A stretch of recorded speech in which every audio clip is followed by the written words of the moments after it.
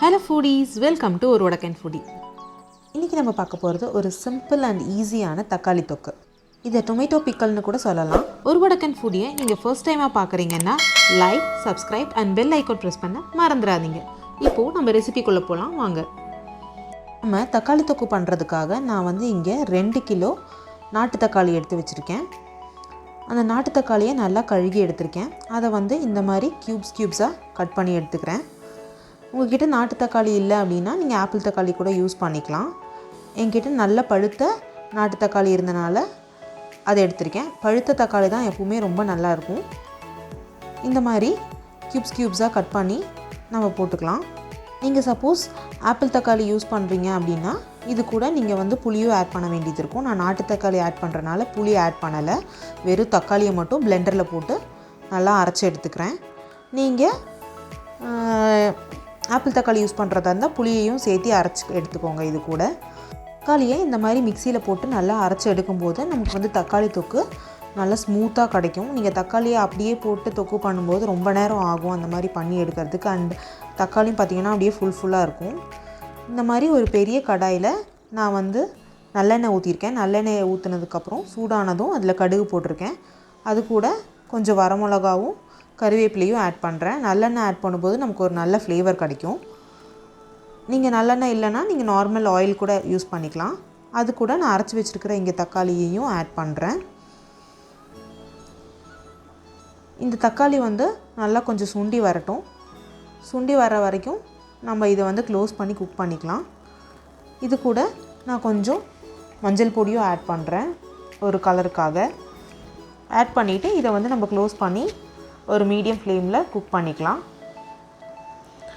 இதுலேருந்து தண்ணியெல்லாம் கொஞ்சம் வற்றணும்.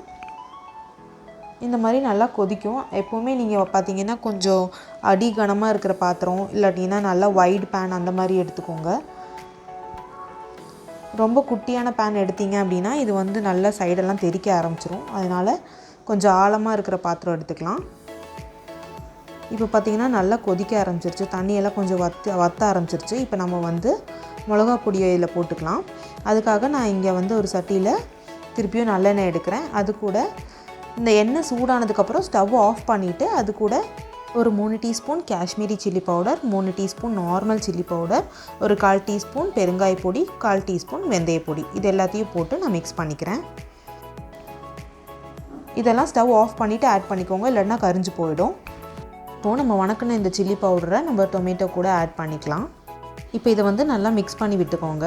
சில்லி பவுடர் ஆட் பண்ணதும் நம்ம தொக்கு வெளியெல்லாம் தெறிக்க ஆரம்பிச்சிடும். அதனால் க்ளோஸ் பண்ணி குக் பண்ணிக்கோங்க. இப்போது நம்ம இந்த தக்காளி தொக்குக்கு தேவையான அளவு உப்பையும் இது கூட ஆட் பண்ணிக்கலாம்.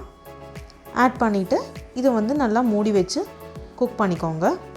நல்லா தண்ணியெல்லாம் வற்றி எண்ணெய் பிரிஞ்சு வெளியே வரும். அந்த அளவுக்கு நம்ம இதை குக் பண்ணணும். இடையில செக் பண்ணிக்கோங்க, அடி பிடிக்காமல் இருக்கிறதுக்காக அப்பப்போ மிக்ஸ் பண்ணி விட்டுக்கோங்க. இது எல்லா சைடும் தெரிக்கும். அதனால தான் நம்ம க்ளோஸ் பண்ணி குக் பண்ணணும். நான் க்ளோஸ் பண்ணுறது இதில் காட்டலை, ஆனால் நீங்கள் க்ளோஸ் பண்ணி குக் பண்ணிக்கோங்க. நீங்கள் பார்த்தீங்கனாலே தெரியும், என்னோடய பாத்திரத்துலலாம் சைடில் ஃபுல்லாக தெரிச்சிருக்கு, அடுப்பில் சைடில் எல்லாமே தெரிச்சிருக்கும்.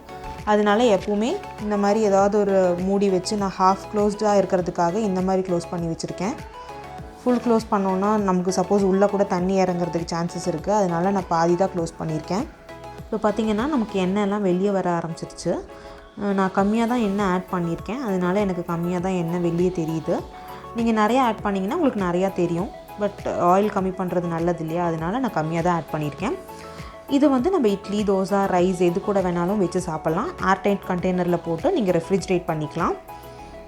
இந்த மாதிரி எண்ணெய்லாம் வந்துருச்சு அப்படின்னா, பிரிஞ்சு வந்துருச்சு, கொதிக்கிறதும் நின்றுச்சுன்னா நீங்கள் ஸ்டவ் ஆஃப் பண்ணிக்கலாம். லார்ஜர் குவான்டிட்டி பண்ணும்போது நமக்கு நிறைய டைம் எடுக்கும். இது பண்ணுறதுக்கு எனக்கு ஒரு 2 to 3 hours ஆச்சு.